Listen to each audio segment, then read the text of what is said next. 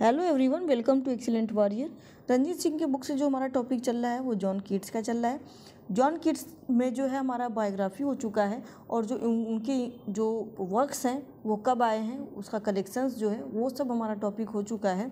और इसके जस्ट पहले वाले वीडियो में जो हमने देखा था वो shorts notes on major work ये देखा था और इसमें कुछ जो है पॉइंट बच गया था, तो उसको आज हम देखेंगे। तो चलिए देख लेते हैं। और उसके पहले एक बार हम रिकॉल कर लेते हैं कि कल हमने क्या क्या पढ़ा था। तो कल हमने देखा था पिछले वीडियो में इंडीमियन देखा था, और जो है लामिया ये भी कल हुआ था। इसाबेला और द पॉट ऑफ वेसिल ये दूसरा नाम है इसाबेला का, पॉट ऑफ वेसिल। उसके बाद जो हमने देखा था वो देखा था the Eve of Saint Agnes, ये चला था कल, ईव ऑफ सेंट एग्नेस। उसके बाद जो है हाइपीरियन अ फ्रेगमेंट जो कि इपिक पोएम है, ये चला था। उसके बाद उसी का सीक्वल जो आता है the fall of Hyperion, a dream और अ विज़न, अ ड्रीम और अ विज़न, ये चला था। और आज जो हम देखेंगे वो देखेंगे ला बेल डेन सेंस मर्सी, यहाँ से शुरू करेंगे। तो चलिए बिना देर किए शुरू करते हैं। ये जो है दोस्तों La Belle Dame sans Merci, यह एक इंग्लिश बैलेड है। The title of the poem is taken from 15th century, 15th century से इसका जो है टाइटल लिया गया है। और ये जो है किससे लिया गया है, एलन चार्टियर जो कि एक फ्रेंच पोएट है, उनसे लिया गया है। It means a beautiful lady without mercy, इस टाइटल का मतलब है और ब्यूटीफुल लेडी विदाउट मर्सी, ये एक फ्रेंच लैंग्वेज में लिखा गया टाइटल है। The poem has short 12 stanza of 4 lines each with a simple ABCB rhyming scheme. अब देखिए इसमें जो बोला जा रहा है वो बताया जा रहा है, इसमें बताया जा रहा है कि ये जो है एक इंग्लिश बैलेड है, ये इंग्लिश बैलेड है। इसका टाइटल जो है वो 15th सेंचुरी के पोएम से लिया गया है, एलन चार्टियर के, जो कि एक फ्रेंच पोएट है। जिसका मतलब होता है, इस पोएम का जो टाइटल है इसका जो है इंग्लिश मतलब जो होता है वो होता है a beautiful lady without mercy. The poem है जो शॉर्ट 12 स्टेंजाज, उसमें जो है इसमें 12 स्टेंजाज है, 12 स्टेंजाज। और वो भी स्टेंजाज, एक स्टेंजाज जो है वो कितने लाइन का है, तो वो है आपका 4 लाइन का, जिसका राइमिंग स्कीम बहुत सिंपल है ABCB, ABCB। तो चलिए अगला देख लेते हैं। अगला है हमारा टॉपिक ओथो द ग्रेट, यह एक ट्रेजेडी है 5 एक्ट में। ओथो द ग्रेट ये कीट्स के द्वारा एक सिंगल लिखा हुआ वर्क है, जो ट्रेजेडी है इनका एक सिंगल है ओथो द ग्रेट। और ये जो है दोस्तों ये लिखा जाता है जब the Keats wrote this work tragedy in collection with his friend Charles Armitage Brown. अब ये जो जब ये लिखते हैं तो ये कोलैबोरेट करते हैं, ये जो है wrote this verse tragedy in collaboration with his friend Charles Armitage Brown. Charles Armitage Brown के साथ जो है, चार्ल्स आर्मिटेज ब्राउन के साथ ये कोलैबोरेट करते हैं, इस कोलैबोरेशन को, ट्रेजेडी को। ठीक है, अगला देख लेते हैं। अगला जो हमारा टॉपिक है वो है किंग स्टेफन। किंग स्टेफन जो कि एक फ्रेगमेंट है ऑफ अ ट्रेजेडी, यानी ट्रेजेडी का एक फ्रेगमेंट है King Stephen, a fragment of a tragedy. इसको देख लेते हैं। It's Keats abandoned play in short 4 scene in length, यानी कि ये जो है दोस्तों ये शॉर्ट में है, अबांडन्ड प्ले है जो कि शॉर्ट 4 सीन में है ये केवल। उसके बाद जो अगला है वो हमारा बहुत इम्पोर्टेंट है, उसको भी देख लेते हैं। अगला जो है दोस्तों बहुत इम्पोर्टेंट है, ये है ब्राइट स्टार। ब्राइट स्टार की Keats last ever poem, Keats का जो है लास्ट एवर पोएम है bright star. A love sonnet associated with bright star Fanny Brawne. Fanny Brawne जो कि इनकी प्रेमिका रहती हैं, फियांसी रहती हैं। ये जो है क्या नाम जो है एसोसिएट किया जाता है ब्राइट स्टार किसके साथ, फैनी ब्राउने के साथ। With whom Keats become infatuated. ठीक है, the sonnet expresses the poet wish to be as constant as the polar star. अब पोलर स्टार की तरह ये कॉन्स्टेंट होना है, वो होना चाहते हैं राइटर जो हैं।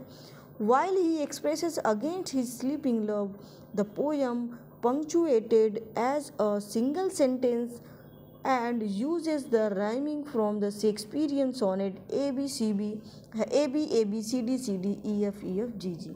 अब इसमें जो बता रहे हैं यह एक क्या है दोस्तों, ये इनका जो है लास्ट पोयम है, लव पोयम है, लव सोनेट है, यानी पोयम यानी सोनेट है। एसोसिएटेड विद ब्राइट स्टार, जो है इसको एसोसिएट करते हैं ब्राइट स्टार से। किसको करते हैं? फैनी ब्राउनी को करते हैं।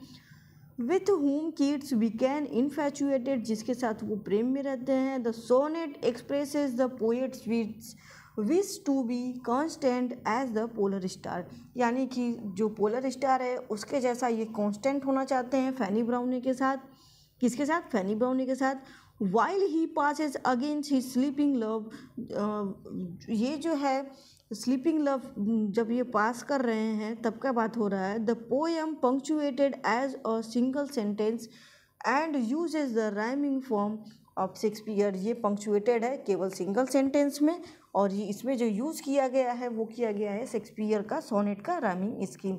ए B C D E F G G, ये है शेक्सपियर के सोनेट का राइमिंग स्कीम। अगला देख लेते हैं। तो इसमें जो हम देखेंगे दोस्तों वो पॉपुलर लाइंस को देखेंगे जो जॉन कीट्स का है। Popular lines of Keats in a letter to his friend Bailey. अब देखिए ये एक लेटर लिखे हैं जॉन कीट्स, किसको लिखे हैं? अपने फ्रेंड बैले को। तो उसका जो है इम्पॉर्टेंट लाइन है वो देख लेते हैं। इम्पॉर्टेंट लाइन में क्या दिया गया है? I am certain of nothing but the holiness of the heart's affection and truth of the imagination, what imagination seized as beauty must be truth। अब इसमें ये क्या बोल रहे हैं कि मैं जो हूँ हृदय के भावों की पवित्र और कल्पना की सच्चाई के अलावा किसी और चीज़ों के बारे में निश्चित नहीं हूँ। मैं जो हूँ आई एम सर्टेन, मैं निश्चित ही nothing but the holiness of the heart, मैं हृदय की भाव की पवित्रता और कल्पना की सच्चाई के अलावा किसी और चीज़ के बारे में निश्चित नहीं हूँ, यानी जो उनके हार्ट में आता है उसी चीज़ को लेकर के निश्चित है। जिससे कल्पना हृदय सौंदर्य मानती है वो सत्य ही होगा, यानी कि जिसे हमारा दिल जो है सत्य मानता है वो सत्य ही होगा। ये लेटर में लिखते हैं कि उनका जो भाव है, जो उनके हृदय का जो भाव है, जो वो समझता है कि पवित्र है, उसकी कल्पना जो है पवित्र है, उसके सच्चाई के अलावा किसी और चीज़ के बारे में वो निश्चित नहीं है, जिसे वो कल्पना सौंदर्य मानती है। यानी जो हृदय है उनका, जो उसको सौंदर्य मानती है, कल्पना को सौंदर्य मानती है, वही सत्य है, वही उनका सत्य होगा। अगला देख लेते हैं। अगला है इंडिमियन का। A thing of beauty is joy for ever. Endymion 1818 में आता है, ये बहुत इम्पोर्टेंट है, बहुत ही इम्पोर्टेंट है। A thing of beauty is joy for ever, its loveliness increase with its never, pass into loneliness nothingless, pass into nothingness, he never is crowned with immortality, who fears to follow where airy ways lead। ये पूरा देख लेते हैं एक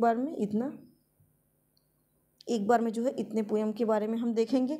तो इसमें जो है वो बोल रहा है कि अ thing of beauty is Joy for ever, जो ब्यूटी होती है, जो सुंदरता होती है, वो हमेशा के लिए हमको क्या करती है?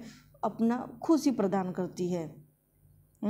ये जो है हमेशा के लिए हमको खुशी प्रदान करती है। Loveliness increase its will never, और इसका जो प्यार है, जो इसकी मोहने की जो चीज़ें हैं वो जो हैं कभी भी ख़त्म नहीं होती हैं, बल्कि ये बढ़ती जाती हैं। सुंदरता जो है इसकी बढ़ती जाती है। Pass into nothingness, he never ever is crowned with immortality, who fears to follow where airy voices lead.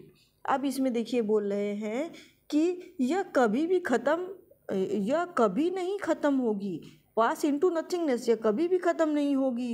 ये एवर इज़ द क्राउन्ड, वह कभी अमरता का ताज नहीं पहन सकता। जो ब्यूटी है वो कभी भी अमरता का ताज नहीं पहन सकता, और जो है पहन नहीं सकता, और जो है वो हवा हवाई आवाज़ों के पीछे जो चलने से डरते हैं, जो जो है लीड, यानी उसके पीछे चलने से जो है, where the airy voices lead, वो पीछे चलने से जो है डरते हैं। और इसके आगे का लाइन है वो आप देखेंगे, to sorrow I bade good morrow and throw to leave her far away behind, but cheerily she loves me dearly, she is so constant to me। and अब ये देखिए, एक्चुअली ये लाइन जो है वो इम्पोर्टेंट लाइन को यहाँ पे लिया गया है, इसलिए ये कंप्लीट नहीं हो पा रहा है, तो आपको हम ये पोएम के तरह अच्छे से बता दे रहे हैं, बाकी ये कंप्लीट नहीं है। तो चलिए, जो इम्पोर्टेंट है बस उसी को हम डिस्कस कर रहे हैं। तो अगले लाइन का मतलब है, to sorrow I good morrow, to sorrow I good morrow, यानी पीछे चलने से डरता है। यानी कि जो अभी हम लीड वॉइसेस जो बोले हैं, वॉइसेस लीड जो बोले हैं कि जो हवाई बातें जो हैं पीछे चलने से डरता है। आगे है टू sorrow, दुख के साथ मैंने आई बेड गुड मॉरो, हमने क्या किया, अलविदा कहा, and thought to leave her far away behind, और सोचा कि उसे दूर पीछे छोड़ दूँ, यानी सबको पीछे छोड़ना चाहा, जो दुख है, जो समस्याएं उसको पीछे छोड़ दूँ। बट चीयरली, लेकिन खुशी सी लव्स मी डियरली, वह मुझसे प्यार करती है, वो जो है मुझसे प्यार करती है। She is constant to me, वह मुझसे प्यार करती है और मेरे लिए जो है वो स्थिर है, कांस्टेंट है, बनी हुई है। अब इसके एंड के आगे वाला हम नहीं बता सकते क्योंकि इसमें नहीं दिया है। अगला जो है वो है हाइपीरियन बुक सेकेंड। हाइपीरियन जो कि 4 बुक्स में आता है, अब पिछले वीडियो में हम आपको बताए थे। तो इसे बुक सेकेंड में जो है वो क्या लाइन है, it is eternal law that first is beauty should be first in might. देखिए, बहुत इंपॉर्टेंट ये लाइन है। इसमें ये क्या बोल रहे हैं, इट इज़ इटर्नल लॉ, यह जो है यह सत्य है, यह जो है दोस्तों यह सत्य है कि सुंदरता में जो प्रथम होते हैं, जो सुंदरता में दैट फर्स्ट इन ब्यूटी, जो सुंदरता में फर्स्ट होते हैं, should be first in might, उसको जो है शक्ति में भी प्रथम होना चाहिए। यानी जिसकी सुंदरता प्रथम है उसकी शक्ति भी जो है, उसका बुद्धि भी जो है या शक्ति भी जो है, पावर, वो भी प्रथम होना चाहिए। यह शाश्वत सत्य है, इटर्नल लॉ। आगे देखते हैं, ode to a Grecian urn, ये इनका ओड है जो कि लिखा जाता है, कब लिखा जाता है, 1819 में। पब्लिश कब होता है, इसी टाइम पे होता है, 19 में। ये इसका लाइन देख लेते हैं एक बार। इसका लाइन है दोस्तों, heard melodies are sweet but those unheard are sweeter, therefore ye soft pipes play on, thou still unravished bride of quietness, thou foster child of silence and slow time। अब देखिए, इसका जो पूरा मतलब है, दो लाइन का हम बताते हैं। Heard melodies are sweet but those unheard are sweeter. ये देखिए, एक थोड़ा सा ओवरव्यू ले लेते हैं। तो जो ग्रेसियन अर्न है, वो एक म्यूज़ियम में जाते हैं जॉन कीट्स, वहाँ पर एक घड़ा देखते हैं जो कि ग्रीक से आया हुआ है, तो इसलिए उसको ग्रेसियन अर्न बोला जा रहा है। जो घड़ा ग्रीक से आया ना, उस पर चित्रण हुआ है, पट्टी दे करके अलग अलग चीज़ों को दर्शाया गया है, कल्चर को दर्शाया गया है। तो उसी को देख करके ये बोल रहे हैं, उसमें एक लड़का है जो कि बांसुरी बजा रहा है, उसको बोल रहे हैं हर्ड मेलोडीज आर स्वीट। जो हमने सुना है वो तो स्वीट मेलोडीज है, जो हमने सुना है वो तो मेलोडीज जो है, धुन है, वो स्वीट है। But those are unheard are sweeter, जो हमने नहीं सुना वो और भी सुंदर है, और भी मधुर है। ये ऐसा क्यों बोल रहे हैं, क्योंकि वो एक्चुअली वो घड़ा है तो आवाज़ तो बाहर आएगा नहीं उसका, तो उसी को देख करके बोल रहे हैं कि जो हमने नहीं सुन पाया, यानी उनकी आवाज़ जो वो नहीं सुन पा रहे हैं, वो और भी अच्छी होगी जो नहीं सुनी गई है। Therefore soft pipe play on, thou play on, यानी अब ये भी लाइन इसी में ले लेते हैं। Therefore ye soft pipe play on, और जो है यह जो है कभी न यह जो है दोस्तों, इसमें जो है बोल रहे हैं कि कोमल जो बांसुरी बजाते हैं वो बजाते रहो। इस कोमल बांसुरी के बारे में बोल रहे हैं कि जो आप बजा रहे हो बजाते रहोगे। क्यों? क्योंकि वो तो एक्चुअली रियल में तो है नहीं, वो तो चित्रण है। तो चित्रण जब तक चलेगा, जब तक चित्रण सुरक्षित रहेगा, तब तक तो वो बांसुरी बजाते हुए मिलेंगे। अगला लाइन जो है, Thou still unravished bride of quietness, foster child of silent and slow time। अब इस दो लाइन का मतलब देख लेते हैं। इसमें बोल रहे हैं Thou still unravished bride of quietness, bride of quietness, thou foster child of silence and slow time। अब इसमें बोला जा रहा है कि जो घड़ा है उसको बोला जा रहा है Thou still unravished bride of quietness, तुम सुंदरता की जो है वो देवी हो, क्वाइटनेस हो, तुम ब्राइड जो है क्वाइटनेस हो।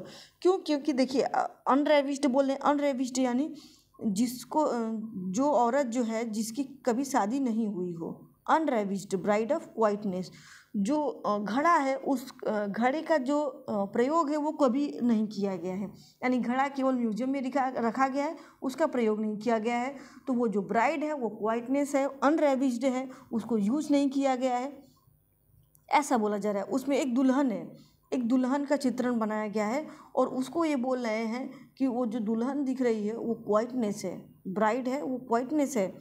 और उसको बोल रहे हैं thou foster child of silence and slow, और जो तुम्हारा जो बच्चा होगा वो बहुत स्लो टाइम से होगा, यानी कि होगा ही नहीं। ठीक है, इसमें ये बोले क्योंकि वो तो चित्रण केवल किया गया है तो उसके बारे में बता रहे हैं।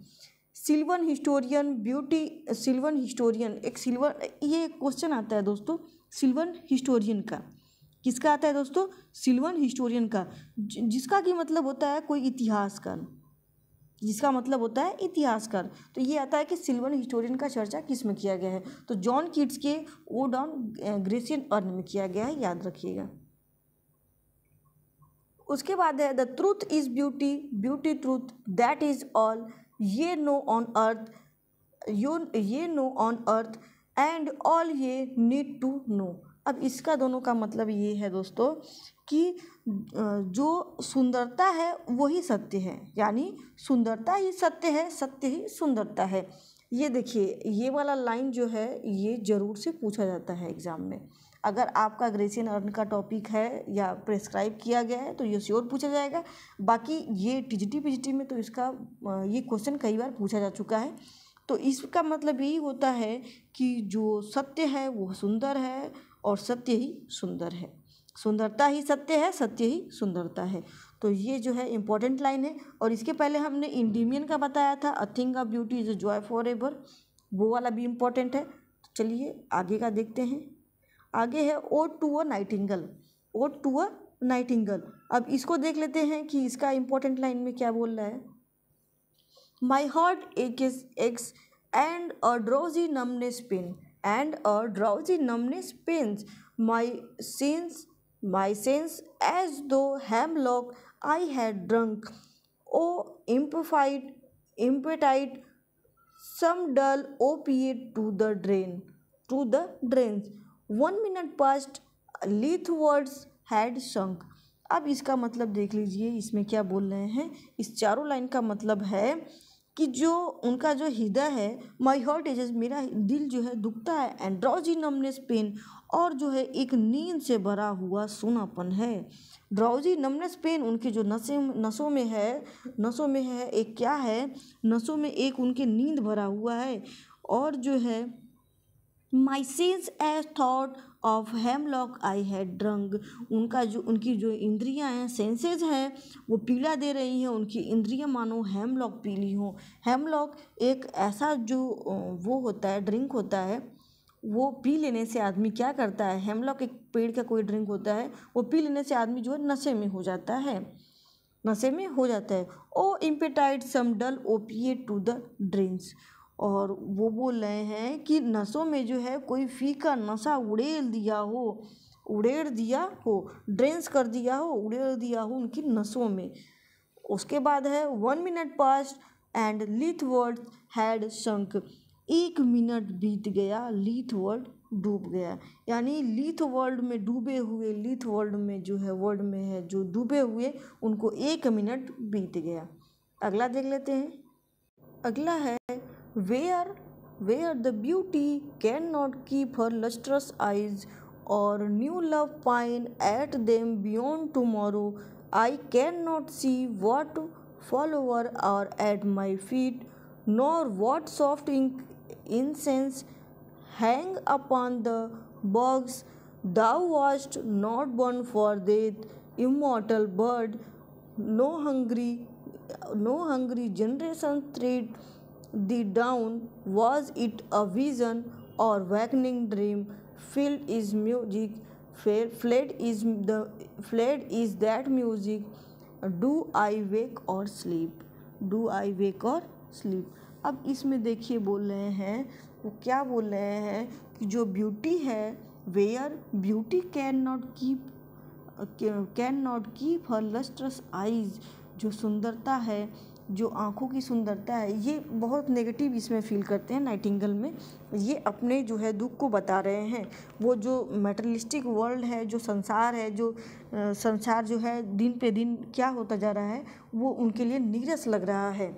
वो जो है उनके लिए संसार जो है नीरस लग रहा है। उस टाइम पर ये बोल रहे हैं where beauty can not keep for lustrous eyes, यानी जो लड़कियां हैं, जो युवा लड़कियां हैं, वो उनकी आँखों में जो है चमकदार जो आँखें थी वो अब नहीं रह गई, यानी वो अब आँखों में नहीं दिखता है, नहीं रख पाई। उसके बाद है वन न्यू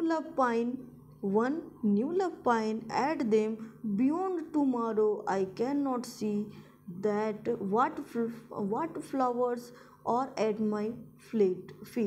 अब इसका मतलब है कि एक नया प्रेम जो कल के बाद भी उसे देखने के लिए तरसता रहता है, यानी कि एक जो प्रेम था वो अगले दिन जो है वो तरसता है। मैं नहीं देख सकता कि मेरे पैरों के पास कौन से फूल हैं, यानी मेरे पैरों के पास फ्लावर्स एट माई फीट, मेरे पैरों के पास कौन सा फूल है मैं नहीं देख सकता। अगला है nor what soft increase hang upon the bough thou wast not born for that immortal bird। अब इसमें बोल रहे हैं कि इसमें ये बोल रहे हैं कि उनके पैरों के पास कौन सा फूल है वो नहीं देख रहे हैं, या ना ही वो शाखाओं पर लटकती हुई धूप, ना ही वो जो है वो can not see the flowers at my feet nor what increase the Hanks upon the box, यानी पेड़ों पर लटकता हुआ वो धूप नहीं देख रहे हैं। उसके बाद है अगला है the vast not burn for death immortal bird, यह अमर पक्षी तुम मृत्यु के लिए नहीं पैदा हुई हो, यानी नाइटिंगेल को बोलते हैं कि तुम जो है मृत्यु के लिए पैदा नहीं हुई हो। कोई भी भूखी पीढ़ी तुम्हें कुचल ना सके, कोई भी भूखी पीढ़ी जो है तुमको कुचल ना सके, ये हो गया। उसके बाद हंग्री जनरेशन ट्रेड दी डाउन, कोई भी भूखी पीढ़ी जो है तुमको कुचल नहीं सकती। वाज इट विजन, अब इसके बाद ये देखिए ये तो हो गया, ये सारी चीज़ें ये फील करते हैं। उसके बाद ये आखिरी लाइन में ये क्या बोलते हैं, वाज इट विजन, क्या यह स्वप्न था, और वेकनिंग ड्रीम, या ये कोई दिवा स्वप्न था, यानी जगा हुआ कोई स्वप्न था, या फिर कोई यह एक विजन था। Fled is music that music do I wake or sleep. अब इसके आगे बोल रहे हैं कि जो है संगीत बज रही है और मैं जगूं या सो जाऊं, डू आई वेक, मैं जगूं और मैं सो जाऊं। ये सारी बातें जो है ये महसूस कर रहे हैं, इनको नहीं पता है कि ये जगे हैं, दिवा स्वप्न है, ये जग रहे हैं, या फिर यह एक दर्शन था, या फिर यह एक जागृत स्वप्न था। आगे का लाइन देखते हैं, ओ टू ऑटम। ऐसा बताता है कि ओ टू ऑटम जो है वो लास्ट में ओड के जो ओड लिख रहे थे जॉन कीट्स, तो 1819 में ओड का जो कलेक्शन लिख रहे थे उसमें सबसे लास्ट वाला जो पोएम लिखते हैं वो ओड टू ऑटम रहता है। ओड में ये आखिरी ओड होता है। इसमें है season of mist mellow fruitfulness close bosom friend of the maturing sun the sitting carelessly granary floor thy hair soft lifted by the winnowing wind. अब देखिए इस दो लाइन का मतलब क्या है। इस दो लाइन का मतलब है दोस्तों सीजन ऑफ मिस्ट, जो सीज़न चल रहा है, जो मौसम चल रहा है वो किसका मौसम चल रहा है, मिस्ट का चल रहा है, यानी कि कोहरे का चल रहा है। जो मौसम है कोहरे का, यानी कि मौसम जो है मिलो फ्रूटफुलनेस, और जो है पके हुए मधुर फलदायक का मौसम जो है चल रहा है। The close bosom friend of the maturing sun, और जो है मौसम जो है जो मौसम है वो चल रहा है, और सूर्य जो है सर पर आ चुका है, यानी कि सुबह हो चुका है, दोपहर हो चुका है, सूर्य जो है सर पर आ चुका है। और उसके बाद है the sitting careless on the granary fold, तुम अनाज के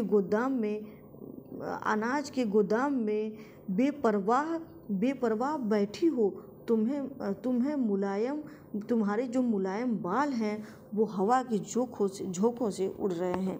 ये देखिए, ये पूरा जो प्ले है इनका, ये जो पूरा इनका पोयम है, जैसे देखिए ये ऑटम जो है ऐसा दिखाते हैं जैसे लग रहा है कि ये ऑटम सीजन का वर्णन कर रहे हैं। उसके बाद जब कुछ पोयम बीत जाता है कुछ लाइन, तो दोस्तों इसमें ये समझ में आता है, ये पूरे पोयम का हम आपको बता रहे हैं, तो इसमें ये समझ में आता है कि किसी महिला के बारे में बात कर रहे हैं जो गाँव की औरतें होती हैं। पूरा दोपहरिया होने के बाद जो है वो अपने अनाज को कैसे, अनाज वाले जो है कमरे में या फिर अनाज के ग्राउंड पर जब ये बैठती हैं, तो जब अनाज गिराती हैं तो कैसे उनका बाल जो है उड़ता है, वो ऐसा लग रहा है कि वो उसके बारे में बता रहे हैं। तो कभी लगता है कि ऑटम सीजन के बारे में बता रहे हैं, कभी लगता है कि ये किसी औरत के बारे में बता रहे हैं, वर्णन कर रहे हैं। तो इसी में बोलते हैं कि जो सीटिंग केयरलेसली जो है एक औरत है, वो जो है वो क्या है, sitting carelessly on the granary floor, वो जो अनाज का जो फ्लोर है, ग्राउंड है, उस पर बैठी है। Thy hair soft lifted by the winnowing wing, यानी कि जो अनाज उड़ाने से, जो अनाज गिराने से जो हवा चलती है, उससे उसका जो बाल है वो उड़ रहा है। तो देखिए अभी यहाँ ये ऑटम सीजन का वर्णन किए हैं, उसके बाद यहाँ एक फीमेल का वर्णन कर दिए हैं। तो ये है इसका मतलब। अगला देख लेते हैं, ode to fancy. Ode to fancy भी इनका एक ओड है। इसमें बोलते हैं ever let the fancy roam, pleasure never is at home. अब इसका भी मतलब देख लेते हैं कि ever let the fancy roam, यानी कि कल्पना को जो है कभी भी घूमने दो, यानी कि कहीं पर भी कभी भी घूमने दो। Pleasure never it's at home, is at home, जो आनंद है, जो आनंद होती है, जो खुशियाँ होती है, वो कभी भी घर पर नहीं बैठती है। Pleasure never is at home, वो कभी भी घर पे नहीं बैठती है, यानी अपना जो मन है, जो अपनी इच्छाएं हैं, उसको, कल्पनाओं को जो है घूमने दो। ये लेखक के बारे में बात हो रहा है। अगला देख लेते हैं, ode to Psyche. Ode to Psyche में क्या बताते हैं, their arms embraced and their pinions to their lips touched not but had not bid adieu।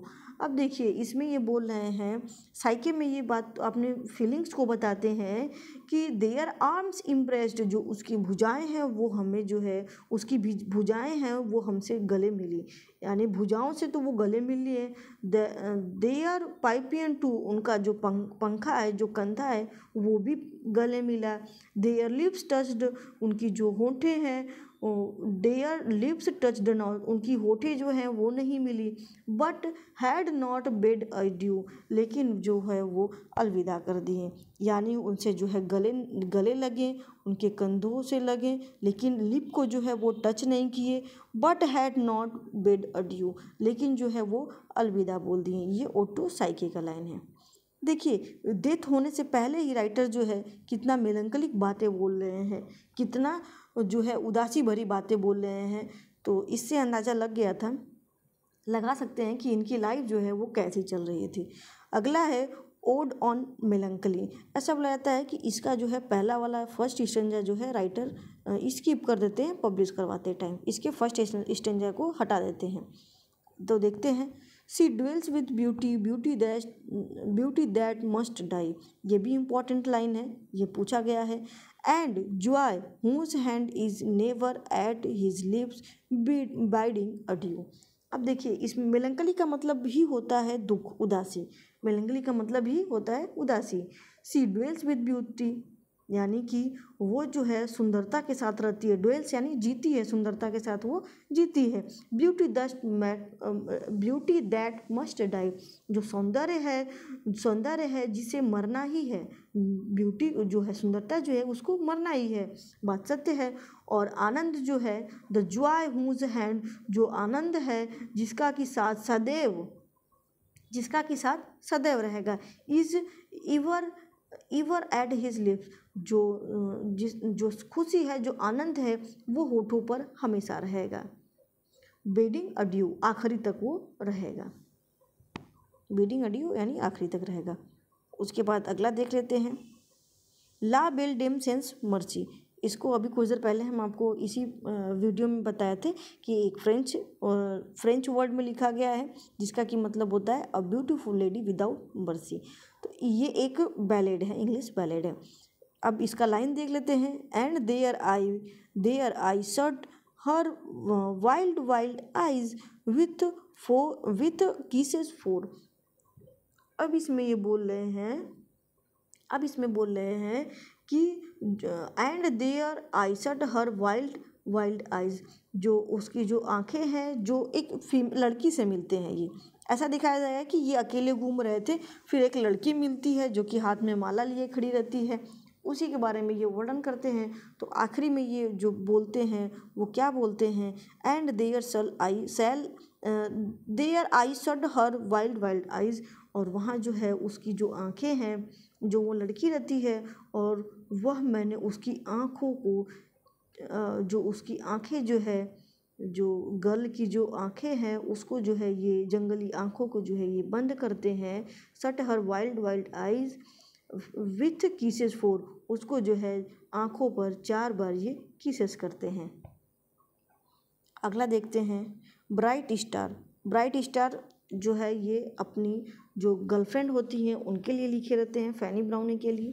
तो इसका लाइन देख लेते हैं एक बार, no yet steadfast still unchangeable pillowed upon my hair love's ripening breast to feel or ever soft fall and swell.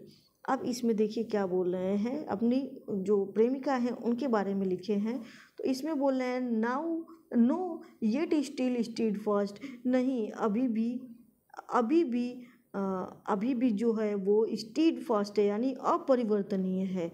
Still unchangeable, वो जो है अभी भी वो प्रेम जो है करती है, वो बदल नहीं सकती है। Pillow upon my fair loves ripening breast, जो प्रेमिका है, जो अपरिवर्तनीय जो मेरी प्रेमिका है, सुंदर प्रेमिका है, उसको परिपक्व वक्ष स्थल पर तकिया लगा हुआ ripening breast to feel for ever its soft fall, और जो तकिया है लगा हुआ है वो हमेशा के लिए इसे कोमल महसूस करता है। तो ये अपनी प्रेमिका के बारे में बोले हैं। अगला देख लेते हैं, आप देख लीजिएगा एक बार इसको पूरा। अगला है on first looking into Chapman's Homer. अब इसमें जो है ये इनका एक सोनेट है, on first looking into Chapman's Homer. Much have I travelled in the realm of gold and many goodly state and kingdom seen, then left I like some watcher of the skies when a new planet swims into his ken। अब देखिए इसमें ये क्या बोल रहे हैं, Chapman का जो होमर का जो चैपमैन का जो होमर है, यानी चैपमैन जो राइटर हैं कि वो ट्रांसलेट करते हैं होमर का वर्क, तो उसी को ये पढ़ने के बाद ये सोनेट को लिखते हैं। तो उसमें ये क्या बोल रहे हैं कि much have I travelled in the realm of gold, यानी मैंने जो है सोने के साम्राज्य में बहुत यात्रा की है, यानी रियलम ऑफ गोल्ड यानी सोने के साम्राज्य में वो बहुत यात्रा किए हैं, और कई अच्छे राज्य और साम्राज्य देखे हैं। And many goodly states and kingdom seen, और वो जो है बहुत से अच्छे साम्राज्य को देखे हैं। Then felt I like some watcher of the skies, यानी कि तब मुझे लगा कि कोई पर्यवेक्षक हों, जब ये घूमे तब इनको लगा कि कोई ये पर्यवेक्षक है। When a new planet swims into his skin, यानी कि जब एक नया ग्रह उनकी नज़र में आता है, यानी जब वो एक नया नया ग्रह को नज़र करते हैं, यानी अलग अलग प्लैनेट्स पे घूमते हैं, प्लैनेट्स यानी कि अलग अलग किंगडम में घूमते हैं, तब इनको लगता है कि वो एक नए ग्रह पे आए हैं। तो ये हो गया दोस्तों इनका इम्पोर्टेंट लाइंस भी कंप्लीट हो चुका। तो चलिए अगले वीडियो में हम देखेंगे इम्पोर्टेंट जो उनके एमसीक्यूज़ हैं जो आए हुए हैं प्रीवियस ईयर में। तो चलिए आज के लिए इतना ही, मिलते हैं अगले वीडियो में। तब तक के लिए आप जो है प्लीज़ लाइक शेयर सब्सक्राइब करना नहीं भूलिएगा। और ये देखिए कि ये 2000 में भी आया है क्वेश्चन इनका, रंजीत सिंह का, जो इसमें दिया गया है, और पीजीटी 2003 में भी आया हुआ है। तो चलिए मिलते हैं अगले वीडियो में, तब तक के लिए लाइक शेयर सब्सक्राइब प्लीज़ आप नहीं भूलिएगा, प्लीज़ कर दीजिएगा।